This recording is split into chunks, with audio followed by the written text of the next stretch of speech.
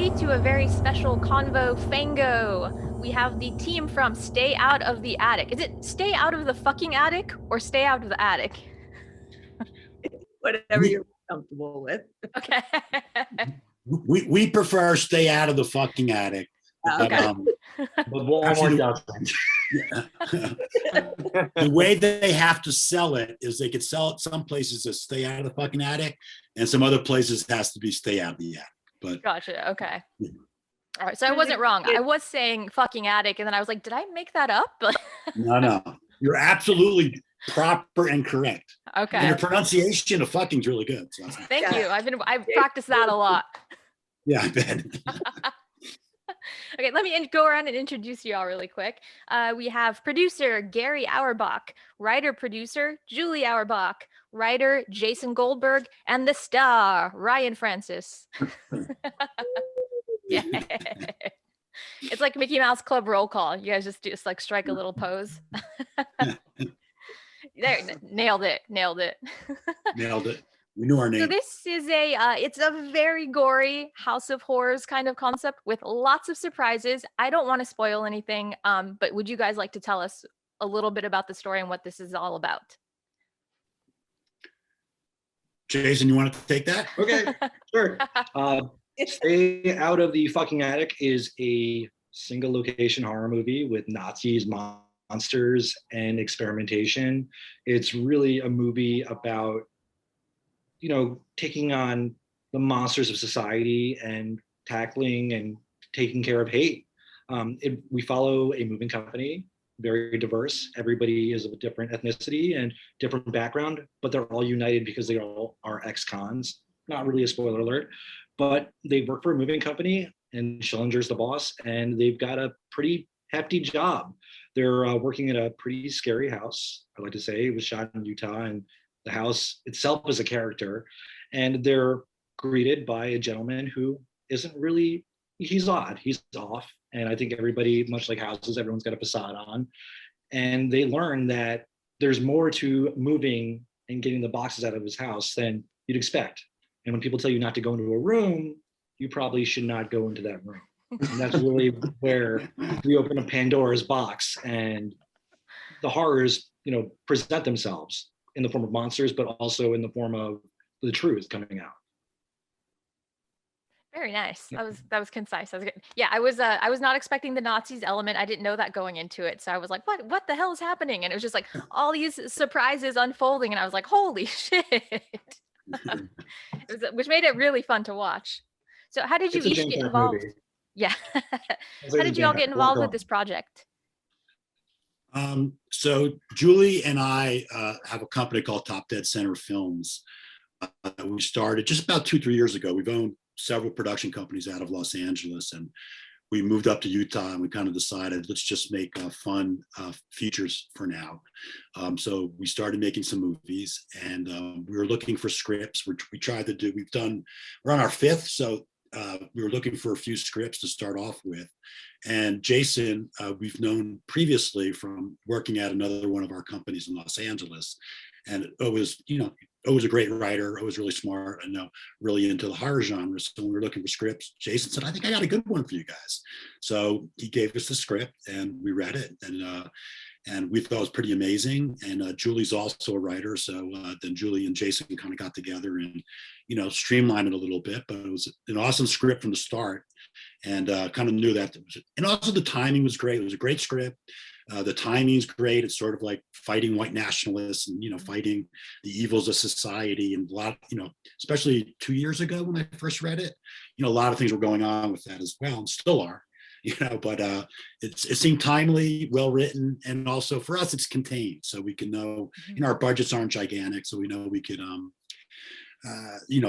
since it's a single location, we can make it work. And we lucked out. We got some amazing actors that wanted to be partake in it. And then, we shot the thing, and that's how it came. And then we shot the thing. Love it. Yeah. Yeah. Julie, did you want to add anything to that? No, I loved it from the start. I thought the concept was very timely and really smart and very well researched. And I just liked it. And I knew Jay, and I loved him, and I thought it was a really good shocking first one out of the gate for us. It was nice to have a long-term relationship with the Auerbach. So it was nice to be like, you're looking for stuff, and I didn't have to go through representation. I go, here you go, check it out, unsolicited, enjoy. Nice. And Ryan, how did you get involved with this? Yeah, it was pretty much just classic story. I auditioned. There you go. There it is. I sent it a self-tape, and I got a call back from them, and was really excited to jump onto the project. It was like, everyone was saying, it's a really timely script. It seemed like a lot of fun for an actor's point of view to kind of get in there and get in a scary house and deal with some scary monsters. So I was all about it. Did you think you'd have to cut that? Yeah, I would. Well, when I read that in the script, I really wasn't sure how it was all going down. I hadn't done a lot of horror stuff.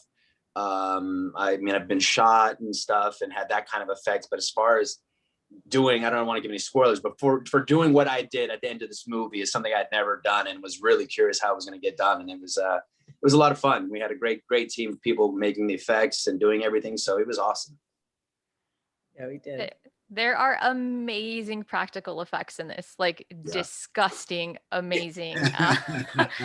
No spoilers, but I'm very squeamish when it comes to eyeball horror in particular. Oh, really? And I feel like, that for me is like a no-no, like I can't. And I normally I can kind of do this sort of thing, and like I can time it, and I kind of know when it's safe to look again.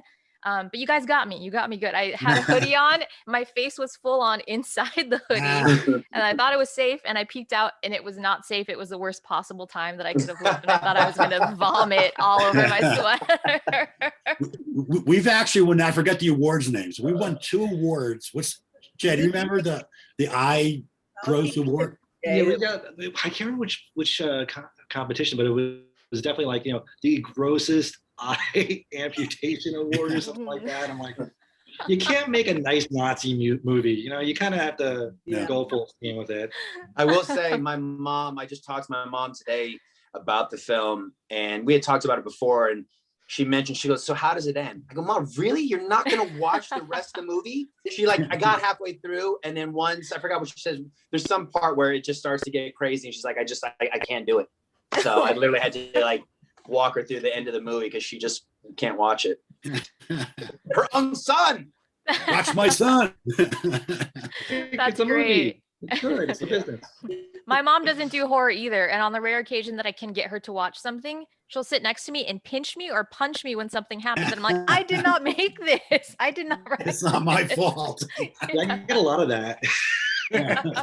I really feel like any of my Hebrew school teachers are going to be really disappointed in me when they see this. So it's definitely a fun, gory romp, but you gotta, if you know the genre and you know what's coming out and you know what's been made, you kind of have to take those chances. And working with incredible crew like Vincent Guassini and the other practical effects artists, there was no holding back. And you really can't hold back on a topic like this. So you might as well, especially for the first one for Top Ted, you go out the door screaming, punching, stomping. Actually, I think your Hebrew teacher might be happy on this one. I don't know if she's still around, so it might be for the best that, Well, it was a good thing we filmed it during Passover, I think, or it was some Jewish holiday.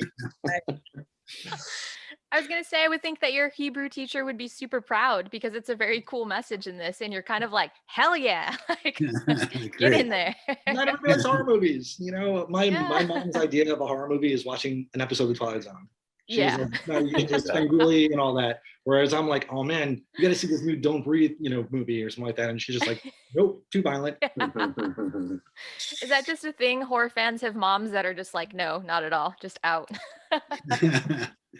Angel, you might know this more than we do. Do you feel like over the past 10 years that women are starting to get more into horror or thriller than they did previously? Or how do you feel about that? As a lifelong horror fan, I don't really know because it's just something that I've always loved. And I think maybe there's just more of an awareness around women as fans now. I think they always have been. I think now it's just coming more into the spotlight, and you're seeing more women filmmakers in the genre and things like that. And then roles are getting cooler for women too. There's way more empowering roles now than there were before. So I think it's kind of just a shift that's happening in that sense. Yeah, it's cool. We actually did a TV show called Paranormal State a while ago for A&E. And, and after they do all the research, they find out that's like 65 to 70% of the audience is female. So I guess like it's the scary stuff's cool, but I wasn't sure about the bloody stuff. You know what I mean? Like it's interesting. I can't tell. It's cool. I'm a wuss though. Maybe I'm the wrong one to ask. I really did almost puke with that eyeball scene. I don't think that was the desired effect. That should always be the desired effect. I say that in like a complimentary way. Of like course it's rare. you do. Yeah. It's rare that I feel that bad. Very complimentary to us. Yes. Yeah.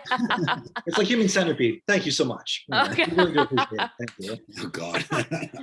That one actually did not make me sick. That's one of the ones where people were like, oh, this is so disgusting and you got to watch. So I went in like just picturing like, I don't know if I'm going to be able to do it. And then I was like, oh, that wasn't so bad. But maybe because I was like in my head thinking like something like way worse. Worse, yeah. Well, I also think that this is more reality based. Like this is actually something that could legit happen. And I mean, it's kind of based on a real character. So, I think those things are more scarier when you can go, wow, this really could happen. I don't know about the Human Centipede thing. Wait, that's true. Oh, right. Yes. Ripped from the headlines. Yeah, Human right. Centipede. No, that's absolutely true though. Like the fact that this really deals with real life monsters, monsters across the board of all sorts. We've got human monsters, we've got strange experiments happening. And then also just at the core of it, redemption. Like, can we be redeemed? Like that was a really cool thing to kind of have at the center of the story as well. Cool. For all the characters, actually, some more than others in different ways, but everyone across the board is dealing with redemption in some form of another in this movie, which was neat. Yeah, I think that's something, Julie and Jay and, when they were doing it, that's what really made it nice, because the social commentary, right? But there's also human commentary and some three-dimensional characters, as much as you can make in these kind of films. But I thought they did a great job of, letting a character, finish a story basically, and not just kill them off. So it was definitely important. Like the hardest thing was thinking, like, what are we going to name this moving company? Second Chance Movers makes so much sense. And so it was just like, from the start, you kind of know what you're getting yourself into with, these people. Then you learn their backstories, and then they do want to redeem themselves, and they want to really just better society after the decisions that they made. So, it's always great to turn, somebody with a dark past into a hero. I love seeing that. It's a great and that was definitely a big draw for me. And the character too, and reading the script was Schillinger's road to redemption, and really trying to make a kind of a nasty, hateful past, have somebody be able to turn the corner on that, and then, extend the hand to others in that kind of a similar situation. So that was a huge selling point for me too in the script, was that road to redemption for not just for Schillinger, but for everybody. Mm-hmm. And it does have an effect, because I didn't want anyone to be offed or killed in horrible fashions, I'm like, oh no, I really like this person. I don't want something bad to happen to them. Which makes the squeamish parts harder. Yeah. Thanks for breaking my heart on that one, guys.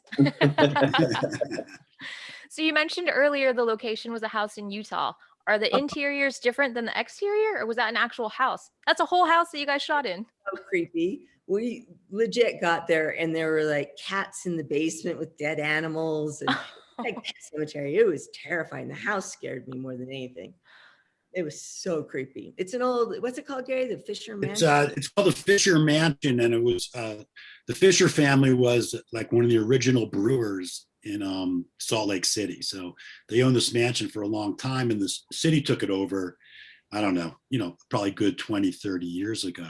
But like after reading the script and we're looking at locations, we go to this place, and it's like, I mean, you really couldn't have found a better location for it.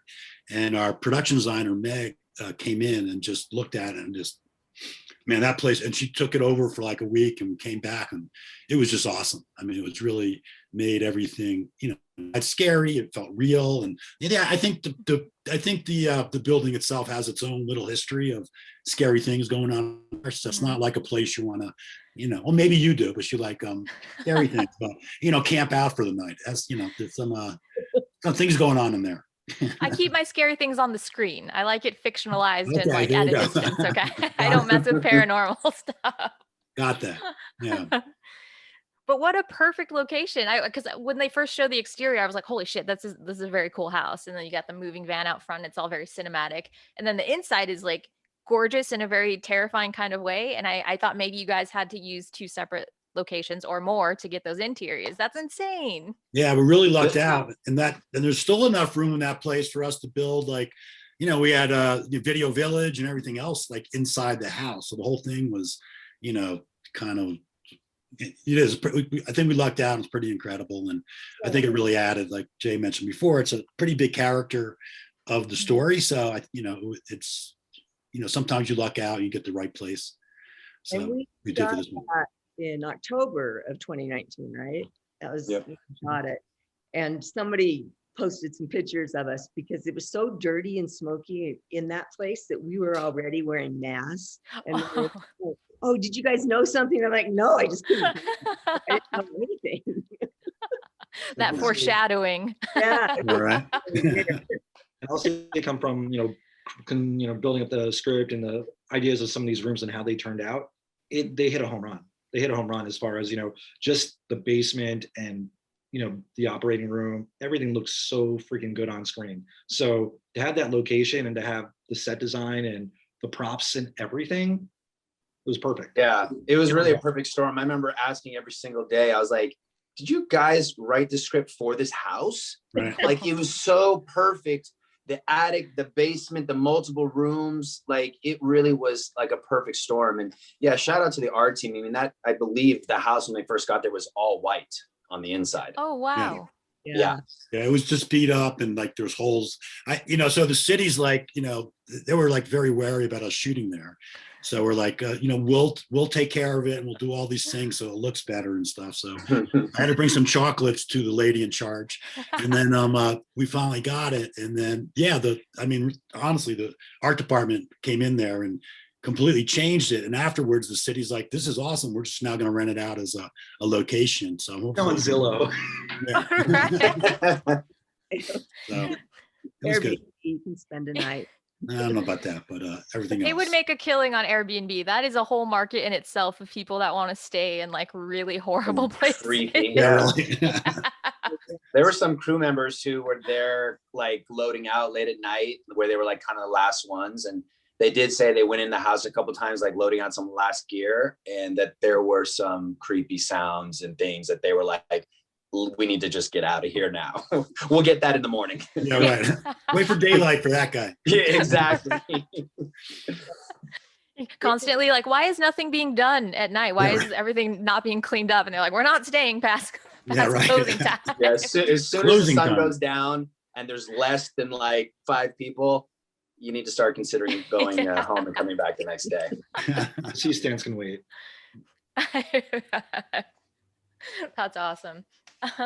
So you guys collectively all have some horror background and experience, and you're talking about that paranormal show that you've worked on. Did you guys are you fans of the genre? Did any of that kind of seep into this or doing horror projects influence anything? Well, I'll speak for myself. I think everybody probably has a little background. Like I've always been like thrillers and horror have always been my favorite medium to watch, I guess, as far as watching movies. Our company that Julie and I started in LA, which is called Go Lucky Entertainment, did a lot of paranormal exorcist type shows, but they were on the reality side, so we did, I don't know, I've probably been, I tell people, more haunted houses like than anybody in the world. I've been everywhere you could think of.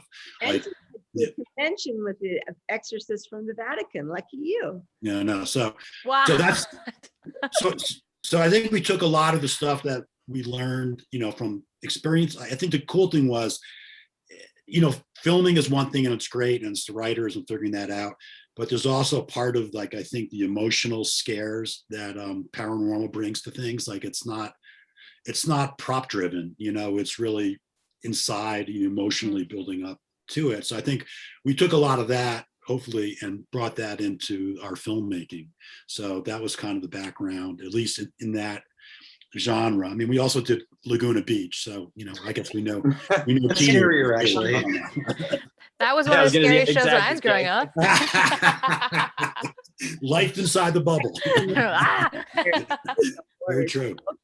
But Jay, Ryan, they have different experiences. I know, you know, once you guys chat about your Well, backgrounds. you want to go first? Yeah, well, I guess I actually hadn't done so much horror. This was really kind of my first like straight horror. I honestly was never a huge fan of horror. I was always kind of scared, and I have a very vivid imagination. And as a child, I was always kind of scared to watch these movies, to be honest. So I was never really a horror fan. And then plus, like with my mom, and she was like, you know, she always wanted to see Disney stuff, you know, and so I never really got into horror. So this was actually my first kind of straight horror, and it's been awesome. I loved it. I've loved the experience. The people, the horror fan base is super awesome, and yeah, I've just enjoyed it. Well, welcome. Yes, thank you. Great place to be. Good to be here.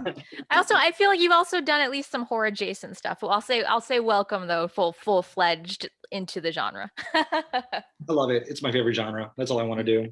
I was raised on it in New Jersey, and this movie, and I write nonstop. I've got 15 features all within the genre, subgenre, different budgets, and pushing different projects and producing other projects and working with some good people, and just, I love it. It's fun. There's nothing like, you know, making monsters and, you know, seeing the art behind it. It's just my favorite genre. There's nothing else I'd rather do. That being said, I also worked with like Real Housewives, and that was perfect. So it's a whole different world. Yeah. I did 5 seasons on the show Botched, where it was all plastic surgery. So I've got a pretty tough stomach. See, I read that you had worked on Botched, and I'm thinking like there are some parallels here. I feel like, you know. I love it. Yeah. You know, blood and gore don't get me. I could eat a sandwich and see a tummy tuck. It's cool. What? Yeah. I worked on a Howard Stern show, so it's like, bring the crazy. That's really kind of where I come from. I'm like, I love just, you know, getting a rise out of people and telling stories that, you know, I would personally pay to see. Just, you know, $30. What do you want to see? Well, if I don't know, if that movie doesn't exist, well, I'm going to write it and make it exist, and then we'll get the right team together and make it. Awesome. Manwich and a tummy tuck. That's visual. It's like right here. Thank you.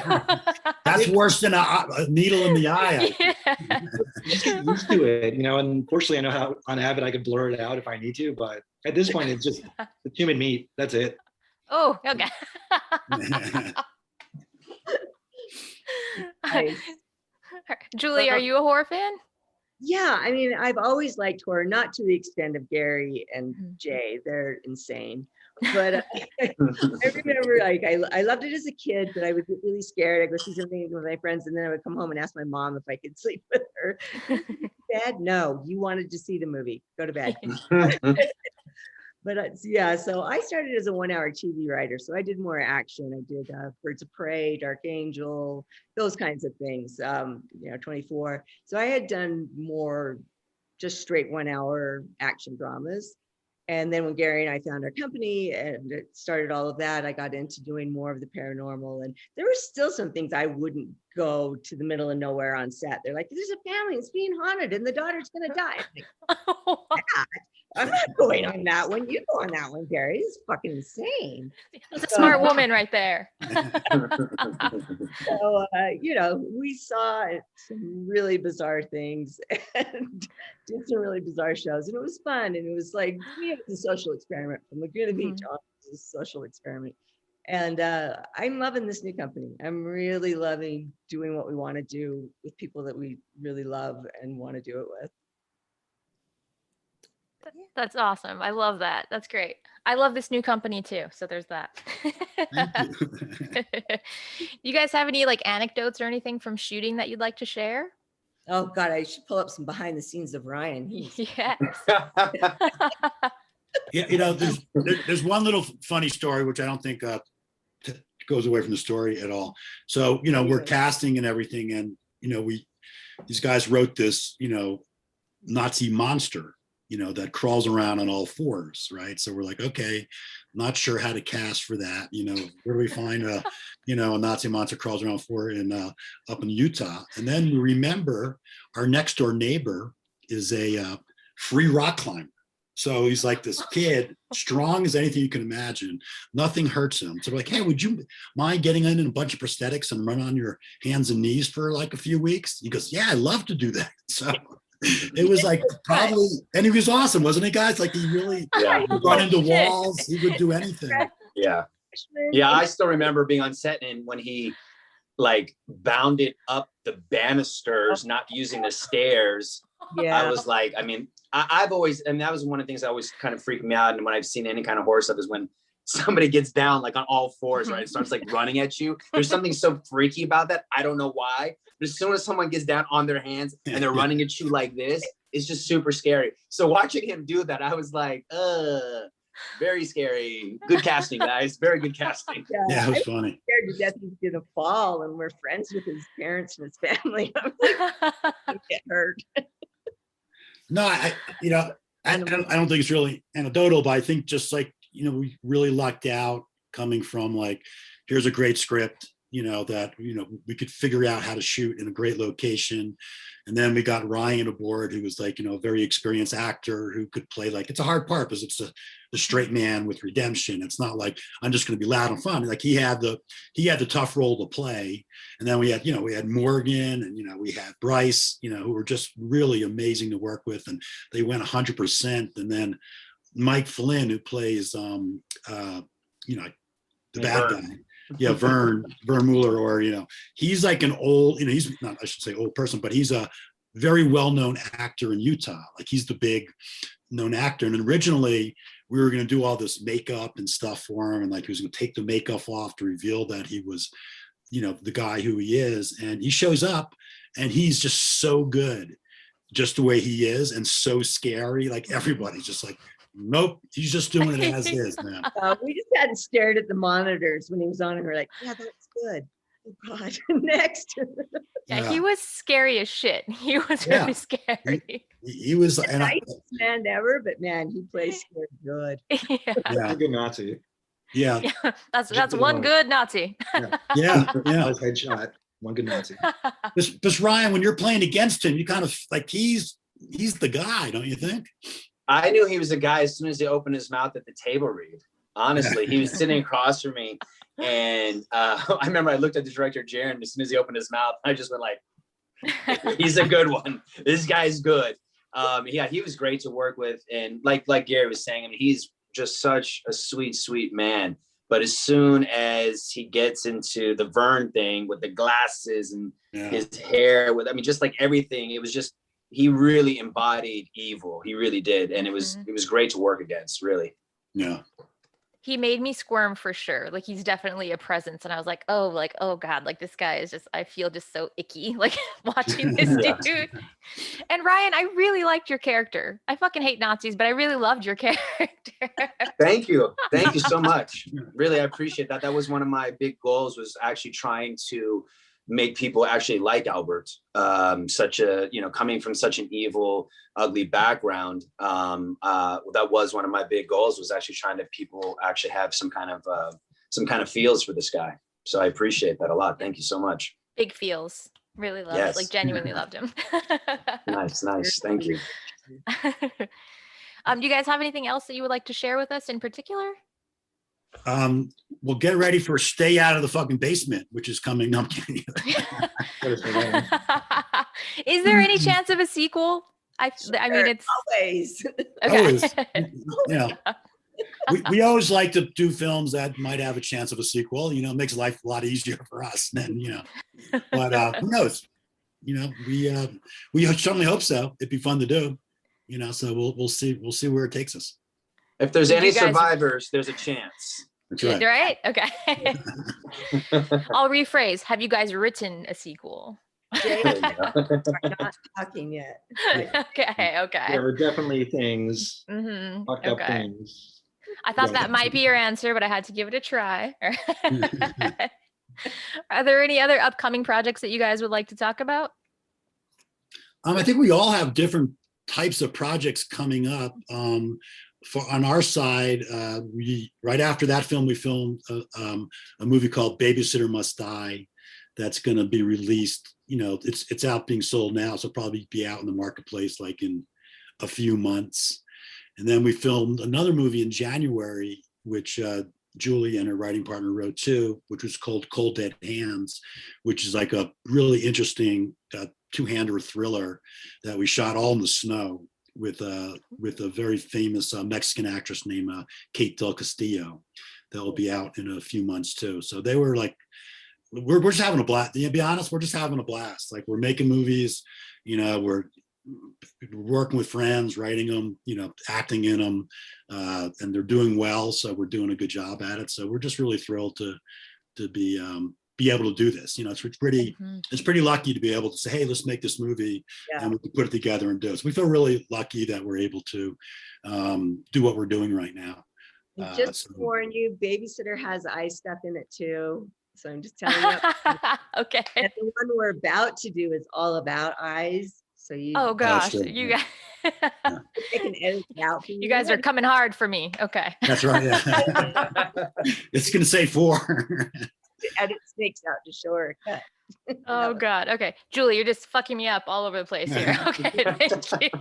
I think I've got to think about eyeballs. It's weird.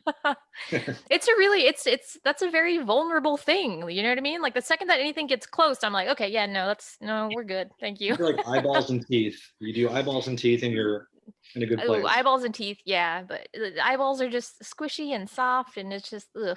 Feet too. When somebody steps on something, like and it just like goes through the foot, I'm always like, what? Like that's a bad one. No.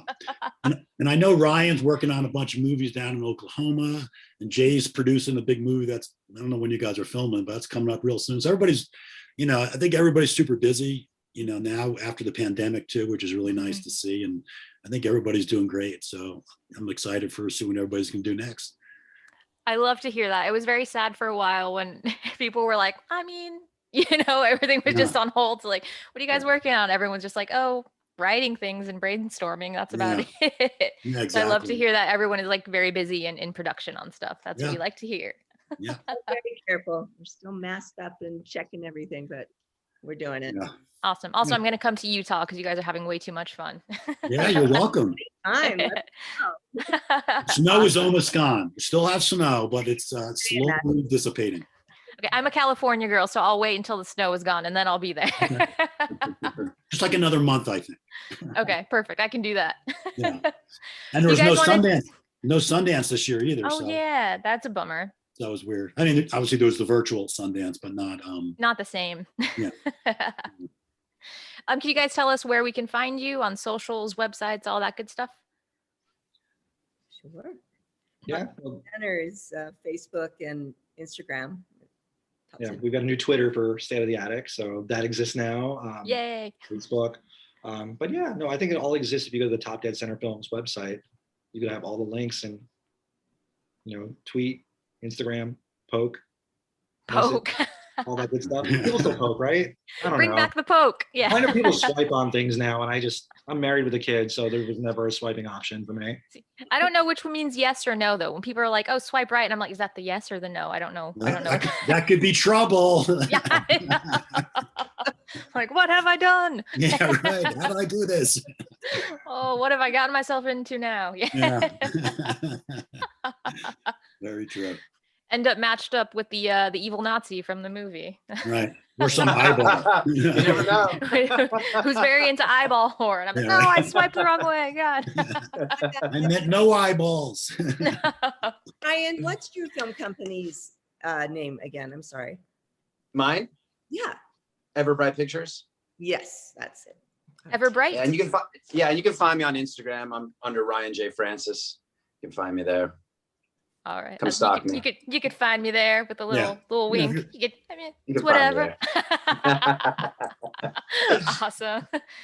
All right, that's all I've got for you guys. This was really fun. Thank you so much for coming to hang out. Thank you for having us. Thank you. Thank you so much. It was so much fun. I appreciate it. So Stay Out of the Attic or Stay Out of the Fucking Attic, depending on where you are, is now streaming on Shudder. Yes? Yes. Correct. Okay, everyone go check it out. It's fucking disgusting and amazing, and we love it. Thanks to Fangoria. If you're not subscribed, fangoria.com. They've also got a lot of cool merch, and you can find me at Horror Girl Probs on Twitter. All right. Thank you, guys.